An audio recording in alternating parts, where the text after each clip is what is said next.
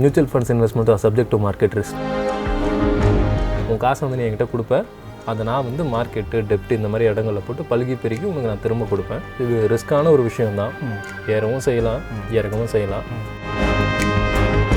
ஊராங்காசை தூக்கி நீங்கள் மார்க்கெட்டில் போடுறீங்க. அப்போது ஒரு பெரிய பிரளயம் வந்து வரப்போகுது அப்படின்னு முன்னாடியே ப்ரெடிக்ட் பண்ணக்கூடிய அந்த அறிவு இருக்கணும். எனக்கு தெரிஞ்சு ஹிப்ஹாப் பாதியை விட அதிகமான வேகத்தில் ரேப் பண்ணுறவர் யாருன்னா அந்த மியூச்சுவல் ஃபண்டை பற்றி அட்வர்டைஸ்மெண்ட் பேசுகிறவர் தான். என்ன ஒரு பெரிய பிரச்சனை அப்படின்னா, இப்போ ஈக்விட்டி மார்க்கெட் வந்து சிவபெருமான் மாதிரி அடி முடி ரெண்டுத்தையுமே காண முடியாது. நீங்கள் ரொம்ப பெரிய ஜெகஜால ஜித்தன்னா மியூச்சுவல் ஃபண்ட்ஸ் உங்களுக்கு தேவையே இல்லை, நீங்கள் டைரக்ட் ஈக்விட்டிக்கு போகலாம். இதில் நான் சொல்கிற சில விஷயங்களில் ஏதாவது ஒரு விஷயம் உங்களுக்கு தெரியலனாலும் நீங்கள் மியூச்சுவல் ஃபண்ட் பக்கம் போய் ஆகணும். ஹாய் எல்லாருக்கும் வணக்கம். நம்ம அடிக்கடி வந்து நிறைய விஷயங்கள் ஷேர் மார்க்கெட் பற்றி பேசிக்கிட்டு இருக்கோம், இன்வெஸ்ட்மெண்ட் பற்றி நிறைய வீடியோ போட்டுருக்கோம். அப்படி போட்டுருக்கும்போது மோகன்கிற ஒரு பொருளாதார வல்லுநர் கூட்டத்தும் நம்ம நிறைய விஷயங்கள் பேசுவோம். பட் அதெல்லாம் தாண்டி மோகன் என்ன பண்ணுவார் அப்படின்னு பார்த்தீங்கன்னா, நானே இண்டிவிஜுவலாக வீடியோ போடுறேன் அப்படின்ட்டு அவரே ஓன் இன்ட்ரெஸ்ட்டில் வந்து சில வீடியோஸ்லாம் வந்து நம்ம கொடுத்துருந்தாரு. நிறைய டீட்டெயிலாகலாம் பயங்கரமாக பிரித்து மேய்ஞ்சிருந்தாரு. ஸோ அப்படிப்பட்ட மோகன் என்ன பண்ணிருக்கேன், இன்றைக்கி வந்து கூப்பிட்டு வந்திருக்கேன், ஜாலியாக நம்ம சில விஷயங்கள் பேசலாம் அப்படின்ட்டு. ஸோ ஹாய் மோகன், எப்படி இருக்கீங்க? வணக்கம் சார், ரொம்ப சந்தோஷமாக இருக்கேன். வணக்கம் சார், கொஞ்ச நாள் ஆச்சு பார்த்து. சரி, ஓகே. இப்போது எதுக்காக கூப்பிட்டு வந்திருக்கேன் அப்படின்னு பார்த்தீங்கன்னா, இன்றைக்கி வந்து நம்ம மியூச்சுவல் ஃபண்ட் பற்றி கொஞ்சம் பேசலாம் அப்படின்னு. ஏன்னா மியூச்சுவல் ஃபண்ட் பற்றி எனக்கும் பெருசாக தெரியாது, நிறைய பேர் வந்து தெரிஞ்சிக்காமல் இருக்கிறாங்க. பட் வந்து தெரிஞ்சிக்க வேண்டிய தேவை இருக்குது இந்த காலகட்டத்தில் அப்படிங்கிறதுனால மியூச்சுவல் பற்றி கொஞ்சம் பேசலாம் அப்படின்னா பிளானே. டெஃபினட்டாக. ஓகே, ஸோ ஃபஸ்ட்டு வந்து இந்த மியூச்சுவல் ஃபண்ட் அப்படின்னா என்ன? ஏன்னா மியூச்சுவல் அப்படின்னா ஒரு மியூச்சுவல் அண்டர்ஸ்டாண்டிங் இந்த மாதிரிலாம் வரும்பொழுது பரஸ்பர ஒப்பந்தம், ரெண்டு பேரும் வந்து டிவோர்ஸ், மியூச்சுவல் டிவோர்ஸ், நல்ல விஷயத்தை பேசலாமே நான் வந்து மியூச்சுவல் அண்டர்ஸ்டாண்டிங் சொன்னேன். ஸோ அப்படி இருக்கும்போது மியூச்சுவல் ஃபண்டுங்கிற கான்செப்ட்டுங்கிறது எப்படி ஒர்க் ஆகுது, ஏன் மியூச்சுவல் ஃபண்டுன்னு அதுக்கு வந்து பேர் வச்சிருக்காங்க? மியூச்சுவல் ஃபண்ட்னா என்ன? பரஸ்பர நிதி திட்டம் அப்படின்றது தமிழில் இதை வழங்குறாங்க. ஓகே. இப்போ என்னென்னா பங்குச்சந்தையில் என்னால் டேரெக்டாக போய் இன்வெஸ்ட் பண்ணுற அளவுக்கு எனக்கு நாலேஜ் இல்லை அப்படின்ற நினைக்கிற ஆட்களுக்கு இந்த மியூச்சுவல் ஃபண்ட் வந்து ஒரு நல்ல ஒரு ஆல்டர்னேட் ரூட்டு. ஓகே. ஸோ இங்கே இந்த ஏஎம்சி, அப்புறம் அசட் மேனேஜ்மெண்ட் கம்பெனி, அப்புறம் இந்த இன்வெஸ்டர், இவங்க ரெண்டு பேரும் தான் அந்த அண்டர்ஸ்டாண்டிங்குள்ளே வராங்க. இந்த புரிந்துணர்வு ஒப்பந்தம் யாருக்குன்னா இவங்க ரெண்டு பேருக்கு நடுவில். உன் காசை வந்து நீ என்கிட்ட கொடுப்பேன், அதை நான் வந்து மார்க்கெட்டு டெப்ட் இந்த மாதிரி இடங்களில் போட்டு பழுகி பெருகி உனக்கு நான் திரும்ப கொடுப்பேன். ஸோ இது ரெண்டுத்துக்கும் நம்ம ஒரு டையாக போட்டுக்கலாம். இது ரிஸ்க்கான ஒரு விஷயம்தான். ஏறவும் செய்யலாம், இறக்கவும் செய்யலாம். இதுக்கெல்லாம் ஒத்துக்கிறியா அப்படின்ற மாதிரி ஒரு கேள்வி. ரொம்ப தான் தாண்ட போகிறேன். ஆமாம், உள்ளேயும் விழலாம், தாண்டியும் வரலாம். நீ இதுக்கெல்லாம் ஒத்துக்கிட்டீங்கன்னா கையெழுத்து போடு. இதெல்லாம் இப்படி தெளிவாக தமிழில் இருக்காது, ஒரு 30 பக்கம் இங்கிலீஷில் பிரிண்ட் ஆகிருக்கும். ஓகே. இதெல்லாம் படிச்சுட்டு நீயும் நானும் சேர்ந்து பரஸ்பரமாக உள்ள ட்ராவல் பண்ண போகிறோம். அதுதான் அந்த விளம்பரம். மியூச்சுவல் ஃபண்ட் சந்தேகம். ஆமாம், வழக்கு பற்றி கவனம் பிடிக்கும் அப்படின்ட்டு விளம்பரம் மட்டும் ஒரு நிமிஷம் கிளியர். எனக்கு தெரிஞ்சு ஹிப்ஹாப் பாதியை விட அதிகமான வேகத்தில் ரேப் பண்ணுறவர் யாருன்னா அந்த மியூச்சுவல் ஃபண்டை பற்றி அட்வர்டைஸ்மெண்ட் பேசுகிறவர் தான். ஓகே.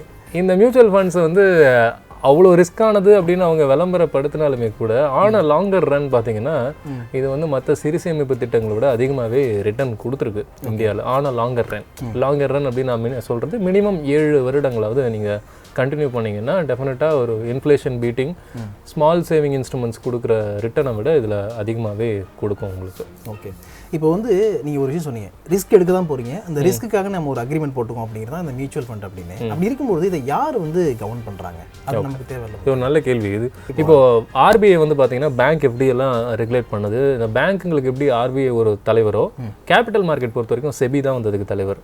ஸோ மியூச்சுவல் ஃபண்ட்ஸை பொறுத்த வரைக்கும் பார்த்தீங்கன்னா ஒரு கவர்னிங் பாடின்னு சொல்ல முடியாது, அசோசியேஷன் நம்ம சொல்லலாம். இந்த மியூச்சுவல் ஃபண்ட்ஸ் கொடுக்குற ஏஎம்சிஸை என்ன பண்ணாங்க, ஒன்றா சேர்ந்து ஒரு சங்கம் மாதிரி வந்து ஃபார்ம் பண்ணாங்க.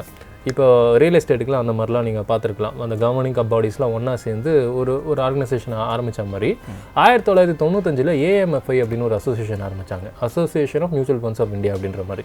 இப்போ புதுசாக ஒரு mutual fund company, association of mutual fund in India. ஆமாம், okay, association of mutual funds in India.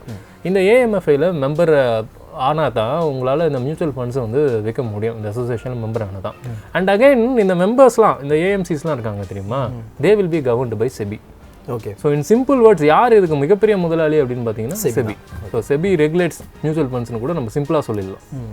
இப்போ வந்து மியூச்சுவல் ஃபண்டை பொறுத்த வரைக்கும் பெருசாக வந்து ஷேர் மார்க்கெட் நாலேஜ் இல்லாதவங்க போகணும் அப்படின்னு சொன்னீங்க. பட் நாலேஜ் இருக்கவங்களுக்கு வந்து மியூச்சுவல் ஃபண்ட் சரியான சாய்ஸ் கிடையாதா? எப்படி சொல்லலாம் அப்படின்னா அவங்க கேள்வி ஆக்சுவலாக it's a very valid question. நிறைய பேருக்கு இருக்கிற சந்தேகம். இப்போ எனக்கே வந்து ஒரு பங்கை பற்றி தெரியுது அப்படின்னும் பொழுது மியூச்சுவல் ஃபண்ட்ஸ் நீங்கள் போகணுன்னு அவசியம் கிடையாது. ஓகே. பட் இந்த எனக்கு விஷயம் தெரியுது அப்படின்றதுக்கான அளவீடு அப்படின்றது எப்படி நீங்கள் சொல்லலாம் அப்படின்னா ஆல்ஃபா அப்படின்னு ஒரு விஷயம் சொல்லுவோம். இப்போது ஒரு மியூச்சுவல் ஃபண்டோட ஆல்ஃபா எப்படி இருக்குது அப்படின்னா, நம்ம இதுக்கு முன்னாடி கூட அது ஒரு வீடியோவாக கொடுத்துருப்பேன் எக்ஸ்ஐஆர் பற்றி பேசும்போது. இந்த ஆல்ஃபா அப்படின்றது என்னென்னா ஒரு இண்டெக்ஸ் ஃபண்டை விட ஒரு சென்செக்ஸ் நிஃப்டியை விட நான் எவ்வளவு தாண்டி உங்களுக்கு லாபத்தை கொடுத்துருக்கேன் அப்படின்றது தான் இந்த ஆல்ஃபா அப்படின்னு சொல்லுவாங்க. இந்த ஆல்ஃபா காட்டுற ஒரு மியூச்சுவல் ஃபண்ட் மேனேஜரை காட்டிலும் நீங்கள் பெரிய ஜித்தன் அப்படின்னா நீங்கள் மியூச்சுவல் ஃபண்டே தேவையில்லை, சொந்தமாகவே ஈக்விட்டியில் போட்டுடலாம். ஓகே. ஆனால் என்ன ஒரு பெரிய பிரச்சனை அப்படின்னா, இப்போ ஈக்விட்டி மார்க்கெட் வந்து சிவபெருமான் மாதிரி அடி முடி ரெண்டுத்தையுமே காண முடியாது. ஒரு பங்கோடைய லோ பாயிண்ட் இதுதான் அப்படின்றதும், இந்த பங்கு இதுக்கு இதோட ஹை பாயிண்ட் இது அப்படின்றதும் ஒருத்தரால் கண்டிப்பாக ப்ரெடிக்டே பண்ண முடியாது, இன்க்ளூடிங் ராகேஷ் ஜுன்ஜுன்வாலா. ஓகே. அந்த மாதிரி ஒரு சுச்சுவேஷன் இருக்கும் பொழுது நீங்கள் ஈக்விட்டியில் டைரெக்டாக முதலீடு பண்ணுறதை காட்டிலும் ஒரு எஸ்ஐபி மோடில் இன்வெஸ்ட்மெண்ட் வந்து நீங்கள் பண்ணலாம் through a mutual fund which has a exposure towards your favourite stocks. Okay. இப்போ எனக்கு தெரிஞ்ச நண்பர் ஒருத்தர் இருப்பார். அவர் என்ன பண்ணுவார்னா, மியூச்சுவல் ஃபண்டு போகாமல் இருக்கிறதுலே பெரிய பெரிய கம்பெனியாக பார்த்து பங்கு வாங்கிட்டு இருப்பார். ரிலையன்ஸ் வாங்குவார், ஏஷியன் பெயிண்ட்ஸ் வாங்குவார். இதை தான் சிம்பிளாக என்ன பண்ணுவோம், ஒரு லார்ஜ் கேப் மியூச்சுவல் ஃபண்ட் பார்த்துட்டு போயிடும். ஓகே. அவர் ஒன்று தேடி பண்ணுறத ஒரு லார்ஜ் கேப் மியூச்சுவல் ஃபண்ட். இப்போ இன்னொரு ஆள் இருப்பார், ரிலையன்ஸை பற்றி எதுவும் தெரியாத, ஏஷியன் பெயிண்ட்ஸை பற்றி எதுவும் தெரியாத அந்த நபர் இந்த லார்ஜ் கேப் மியூச்சுவல் ஃபண்ட்ஸில் மாதம் 5,000 போட்டார்னு வைங்களேன்.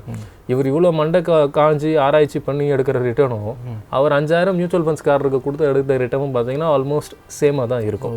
நீங்கள் ரொம்ப பெரிய ஜெகஜால ஜித்தன்னா மியூச்சுவல் ஃபண்ட்ஸ் உங்களுக்கு தேவையே இல்லை, நீங்கள் டைரக்ட் ஈக்விட்டிக்கு போகலாம்.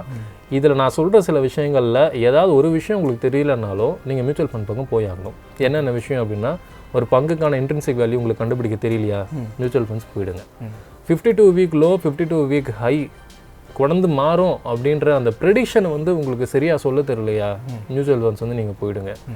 ஒரு கம்பெனியோட பேலன்ஸ் ஷீட்டை அனலைஸ் பண்ணுற அறிவு உங்களுக்கு இல்லையா, மியூச்சுவல் ஃபண்ட்ஸ் போயிடுங்க. ப்ராஃபிட் அண்ட் லாஸ் ஸ்டேட்மெண்ட்டை எப்படி படிக்கணும்னு உங்களுக்கு தெரியலையா, மியூச்சுவல் ஃபண்ட்ஸ் போயிடுங்க. ஸோ இந்த 4 விஷயத்தை உங்களை நோக்கி கேட்டுக்கோங்க. இது எல்லாமே எனக்கு தெரியும் டிக் பண்ணிங்கன்னா நீங்களே சொந்தமாக ஈக்விட்டி பண்ணலாம். நீ சொல்கிறத பார்த்தா இந்த விஷயங்கள் எல்லாமே வந்து மேக்ஸிமம் நல்ல ஒரு ஃபினான்ஸ் நாலேஜ் இருக்கிறவங்களா மட்டும்தான். ஆமாம், இதுவே இண்டஸ்ட்ரியாக இருக்கிற ஒருத்தருக்கு, இப்போ ஒருத்தர் பேங்க்கில் வேலை செய்கிறாரு, ஒருத்தர் வந்து ஒரு பஜாஜ் ஃபினான்ஸில் ஒர்க் பண்ணுறாரு, மோஸ்ட்லி இந்த மாதிரி நபர்களுக்கு அது தெரிய வாய்ப்பு இருக்குது. அண்டு இந்த மாதிரி ஆட்கள்லாம் தெரியாது இருக்கலாம். உங்களுக்கு நீங்கள் மியூச்சுவல் ஃபண்ட்ஸ் எடுத்துக்கலாம். ஓகே. இப்போது இந்த காலத்தில் இப்போ ஒரு 15 வருஷத்துக்கு முன்னாடி இருக்கிற சினாரியோவும் இன்றைக்கி சினாரியோவும் எடுத்து பார்த்தீங்கன்னா ஆக்சஸ் டு நாலேஜ் வந்து இப்போ ரொம்ப ஈஸியாக இருக்குது. ஒரு விஷயத்தை பற்றி உங்களுக்கு தெரியலன்னா கூகுளில் டைப் பண்ணி நீங்கள் தட்டினீங்கன்னா போதும், அது என்ன அப்படின்றது தெரிஞ்சிடும். அடுத்த பக்கத்தில் போய் படிச்சிங்கன்னா அது எப்படி வேலை செய்யுது அப்படின்றதும் தெரிஞ்சிடும். அதனால் இன்றைக்கி ஆக்சஸ் டு நாலேஜ் வந்து ஈஸியாக இருக்குது. பட் ரிஸ்க் ப்ரெடிக்ஷனுக்கு தனி ஒரு அறிவு தேவைப்படும். அதை தான் வந்து இந்த ஃபண்ட் மேனேஜர்ஸ் வந்து பண்ணுவாங்க. ஓகே. அடுத்து அதுக்கு தான் வர்றேன். ஃபண்ட் மேனேஜர் அப்படின்னு நம்ம சொல்லிகிட்டே இருக்கோம் மியூச்சுவல் ஃபண்டில். இந்த ஃபண்ட் மேனேஜர் அப்படிங்கிறவர் யார்? அதாவது இப்போ ஒரு பேங்க் போகிறோம்னா பேங்க்கில் ஒரு மேனேஜரை பார்க்குறோம், அவர்கிட்ட பேசுகிறோம், அக்கௌண்ட் ஓப்பன் பண்ணுறோம், ஏதோ பண்ணுறோம். அந்த மாதிரி இந்த மியூச்சுவல் ஃபண்ட் இருக்கக்கூடிய ஃபண்ட் மேனேஜருங்கிற ஃபிசிக்கல் ப்ரெசன்ஸ் இருக்குமா? அவரை பார்த்து நம்ம பேசி நம்ம இன்வெஸ்ட் பண்ண முடியுமா? ஃபண்ட் மேனேஜர் அப்படின்றது ஒரு மனுஷன் தான். அது ரொம்ப பெரிய மித்து இருக்குது. ஃபண்ட் மேனேஜர் அப்படின்னா கம்பெனியை தான் ஃபண்ட் மேனேஜர்னு சொல்கிறாங்க. ஒரு ஃபண்டுக்கு யார் அந்த ஃபண்டை நிர்வகிக்கிறாங்க அப்படின்றத அந்த ஃபண்டோடைய பேஜில் நீங்கள் போய் பார்த்தாலே தெரிஞ்சிடும். பெரும்பாலும் நார்த் இந்தியன்ஸ் தான் அந்த இடத்துல இருக்கிறாங்க நான் பார்த்த வரைக்கும். ஓகே. ஆகாஷ் ஸ்ரீவத்சவா அப்படின்ற மாதிரி எஃப்ஆர்எம் சிஎஃப்ஏ சிஏ அப்படின்ற மாதிரி ஒரு இங்கிலீஷில் இருக்க ஆல்ஃபபெட்லாம் பக்கத்தில் அப்படியே போட்டிருப்பார். ஓகே. இந்த ஃபண்ட் மேனேஜருடைய ரோல் என்னவா இருக்கும் அப்படின்னா, he will act as a hedger, arbitrageur. Hedger அப்படின்னா என்னென்னா, ஊராங்காசை தூக்கி நீங்கள் மார்க்கெட்டில் போடுறீங்க. அப்போது ஒரு பெரிய பிரளயம் வந்து வரப்போகுது அப்படின்னு முன்னாடியே ப்ரெடிக்ட் பண்ணக்கூடிய அந்த அறிவு இருக்கணும். அப்படி வந்தால் அந்த பிரளயத்துலேருந்து இந்த காசை எப்படி காப்பாற்றணும், அதை எங்கே கொண்டு போய் போட்டு ஹெட்ஜ் பண்ணலாம் அப்படின்ற நாலேஜ் வந்து அவருக்கு இருக்கணும். ரெண்டாவது ஆர்பிட்ரேஜிங். ஆர்பிட்ரேஜிங் அப்படின்னா என்னென்னா, ரைட்டான ஆப்பர்ச்சுனிட்டிஸ் எங்கே இருக்குது அப்படின்னு பார்த்து அதை டைம் பண்ணி வாங்கணும். இப்போது ஒரு ஷேரில் வந்து நான் போட்டால் எனக்கு 5 ரூபா ரிட்டர்ன் வரும், இன்னொரு ஷேரில் போட்டால் 7 ரூபா வரும். என்ன நம்பி நிறைய பேர் காசு போட்டிருக்காங்க. இந்த 5 ரூபா ஷேரை விட 7 ரூபா ஷேர் தான் சிறந்ததுன்னு அப்படின்னு அந்த ஆர்பிட்ரேஜ் பண்ணுற அந்த நாலேஜ் வந்து அப்படி இருக்கும்.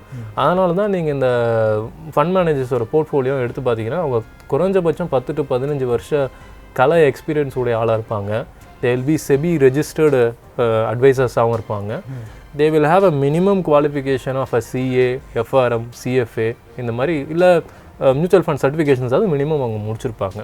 அதனால் ஒரு சேஃபான ஹேண்டில் தான் உங்கள் பைசா இருக்கும் அப்படின்றதுக்கான ஒரு நம்பிக்கையை நீங்கள் எப்படி பார்க்கலாம் அப்படின்னா, உங்களுடைய ஃபண்ட் மேனேஜருடைய ஹிஸ்ட்ரி பார்த்தாலே உங்களால் கண்டுபிடிச்சிட முடியும். சரி, இப்போ ஃபண்ட் மேனேஜர் கீழே தான் வந்து இந்த விஷயங்கள் நடக்குது அப்படின்னு நமக்கு தெரியுது. அப்படி இருக்கும்போது ஒரு மியூச்சுவல் ஃபண்ட், அதாவது இப்போ ஷேர் மார்க்கெட்டில் நம்ம நிறைய ஷேரை பார்த்து பிக் பண்ணுறோம், எல்லாமே ஒரு பஞ்ச் ஆஃப் ஸ்டாக்ஸ் வந்து மியூச்சுவல் ஃபண்டில் இருக்க போகுது. அப்படி இருக்கும்போது ஒரு மியூச்சுவல் ஃபண்ட் அப்படின்னா மினிமம் எத்தனை ஸ்டாக்ஸில் வந்து அவங்க இன்வெஸ்ட் பண்ணுவாங்க? அது வந்து எப்படி பார்த்தீங்கன்னா, உங்கள் மியூச்சுவல் ஃபண்ட் நீங்கள் போடும்பொழுது பர்சன்டேஜ் அலோகேஷன் ஃபேக்டர் உங்களால் பார்த்துட முடியும். நான் போடுற காசு எங்கெங்கெல்லாம் போய் விழுது அப்படின்னும்போது அதில் நீங்கள் போய் பார்த்தீங்கன்னா ஓவர் 50-60 கம்பெனிஸ் வரைக்கும் கூட டைவர்சிஃபை பண்ணுறதுக்கான வாய்ப்புகள் இருக்குது. இப்போது அதனால தான் இப்போ நான் சொல்கிறேன், அதுக்கு மினிமம் மேக்ஸிமம் லெவல்ஸ்லாம் ஒன்றும் இல்லை. அது depends on the type of the fund, அது வந்து மாறும், அது எங்கே போடுறாங்க அப்படின்னு. இதுக்கு முன்னாடி ரிலையன்ஸ் ஏஷியன் பெயிண்ட்ஸ்லாம் லார்ஜ் கேப் ஃபண்ட் அப்படின்னு சொன்னோம்ல, இந்த லார்ஜ் கேப் ஃபண்டில் இருக்கக்கூடிய இன்வெஸ்ட்மெண்ட்ஸு மிட் கேப்லேயோ ஸ்மால் கேப்லேயோ இப்போ விழாது. நேற்று வந்து ஒரு சின்ன கம்பெனியில் போய் உங்கள் காசு விழாது. ஸ்மால் கேப் ஃபண்டு போனீங்கன்னா அது முற்றிலும் சின்ன சின்ன கம்பெனிஸ் மேலே தான் வந்து பெட் கட்டுவாங்க. இப்போ சின்ன கம்பெனி பெரிய கம்பெனி நான் சொல்கிறது என்னன்னா, அவங்க மார்க்கெட் எக்ஸ்போஷரை பொறுத்து நான் வந்து சொல்கிறேன். சின்ன கம்பெனி கம்மி ரிட்டர்ன் தருமா, பெரிய கம்பெனி அதிக ரிட்டர்ன் தரும்ன்ற கான்செப்ட் இல்லை. சின்ன கம்பெனியும் வளர்ச்சி நல்லா இருந்தா, இப்போ போன நிதியாண்டில் அவங்க பண்ண வளர்ச்சியோட அடுத்த நிதியாண்டில் நல்லா பண்ணி காட்டுறாங்கன்னா அங்கேயும் growth வந்து இருக்கும். என்ன செக்டார் உங்கள் ஃபண்டு வந்து பண்ணுது அப்படின்றத பொறுத்து இது மாறும். அந்த பேஸ்கெட்குள்ளே என்ன இருக்குது அப்படின்றத பொறுத்து. தட் இஸ் நோ மின் ஆர் மேக்ஸ் கேப் அப்படின்ற மாதிரி இல்லை. But mostly it will be diversified. குறைஞ்சபட்சம் 10 கம்பெனியாவது வச்சுப்பாங்க in order to hours the risk. And there is no cap for maximum. Okay, என்னன்னா பர்சன்டேஜ் அலோகேஷன் டூ மச்சாக ஒரு கம்பெனிக்கு அதிகபட்சமாக எத்தனை கம்பெனி வேணால் வச்சுக்கலாம். பர்சன்டேஜ் அலோகேஷன் ஒரு குறிப்பிட்ட கம்பெனிக்கு மட்டும் ரொம்ப ஃபேவரிங்காக இருக்கக்கூடாது. இப்போ நீங்கள் வந்து நியூஸ்லலாம் பார்த்துருப்பீங்க, இந்த மியூச்சுவல் ஃபண்டு போய் அந்த ஒரு பர்டிகுலர் பேங்க்கோட ஷேரை நிறைய வாங்கினாங்க அப்படின்னு. இது எல்லாமே வந்து பார்த்தீங்கன்னா it will trigger fear and create among people and it will make like அப்போ அந்த பேங்க்குக்கு சூட் கேஸ் ஏதாவது வாங்கியிருப்பாங்களா அந்த ஃபண்ட் மேனேஜர் அப்படின்ற மாதிரி ஒரு பேச்சை வந்து கொண்டு வரும். இது எல்லாமே இந்த ஃபண்டு மேனேஜரோட ரிஸ்க். நம்ம நினச்சிட்டு இருப்போம் ஃபண்ட் மேனேஜர் அப்படின்றவர் லட்சமாக சம்பளம் வாங்கிட்டு ஜாலியாக இருக்காரு அப்படின்னு.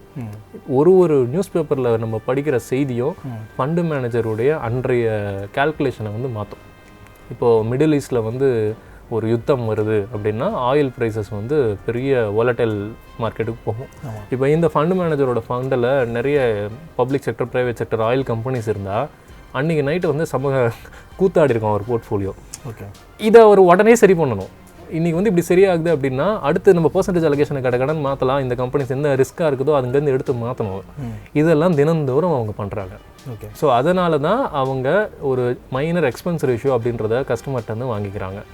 டெய்லி ஈக்விட்டி ஷேர் பண்ணுறவரால் இதுதான் பொழப்புன்னு உட்காந்து பண்ணிட்டு இருக்க முடியுமான்னு எனக்கு தெரியல. ஏன்னா டெய்லி ஈக்விட்டி பண்ணுறவர் ஒரு ஹோட்டல் ஓனராக கூட இருப்பார். தானாக போய் ஈக்விட்டியில் போடுறவர் ஒரு ஹோட்டல் ஓனராக இருக்கலாம், ஒரு ஸ்கூல் டீச்சராக இருக்கலாம். இப்போ இவங்களுடைய ஒரு நாளுடைய பிரதானமான நேரம் வந்து அவங்க என்ன பண்ணி பார்க்குறாங்களோ அதுக்கு தான் போகுது. அதனால தான் இந்த மியூச்சுவல் ஃபண்ட் ரூட்டை வந்து நான் ஃபினான்ஸ் பீப்புளுக்கு நான் சஜஸ்ட் பண்ணுறேன். ஃபினான்ஸ் தான் உலகம்னு இருக்கிறவங்க எம்எஃப் தேவையில்லை.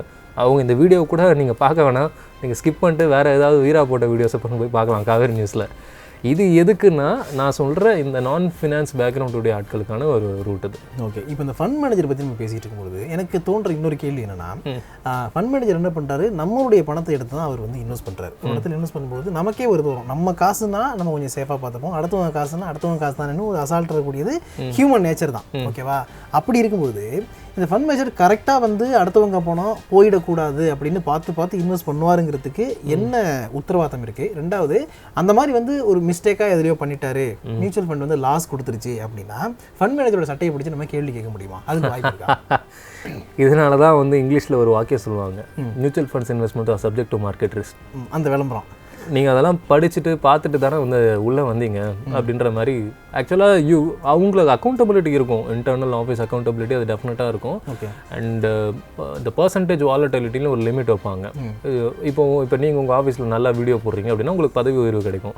நல்லா பண்ண போகல அப்படின்னா உங்கள் சம்பளம் அப்படியே ஸ்டாக்னட்டாக இருக்கும், இல்லை உங்களுக்கு பதில் வேறு யாராவது ஒரு விஜய் வருவார்ன்ற மாதிரி. இந்த ஃபண்ட் மேனேஜர்ஸ்க்கும் ஒரு there is a limit beyond which they cannot sulk their portfolio அப்படின்னு சொல்லுவாங்க. Okay. Once if that happens, accountability will be given to that individual person.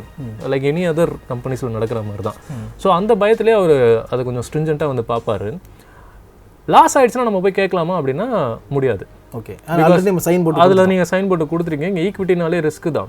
ஏன்னா உங்களுக்கு லாஸே ஆகாமல் வேணும் அப்படின்னா நீங்கள் கவர்மெண்ட் ஈக்விட்டிங்கிறது கண்டிப்பாக ரிஸ்க் தான், அதில் மாற்றுக்கிறது இல்லை. பட் வந்து அந்த ரிஸ்க்குடைய ரேஷியோன்னு ஒன்று இருக்குல்ல, இந்த அளவுக்கு வந்து நீங்கள் ஃபிக்ஸ் பண்ணிக்கலாம், இதுக்கு கீழே வந்து ரிஸ்க் இருக்காது, அதை ப்ரெடிக்ட் பண்ண முடியாது.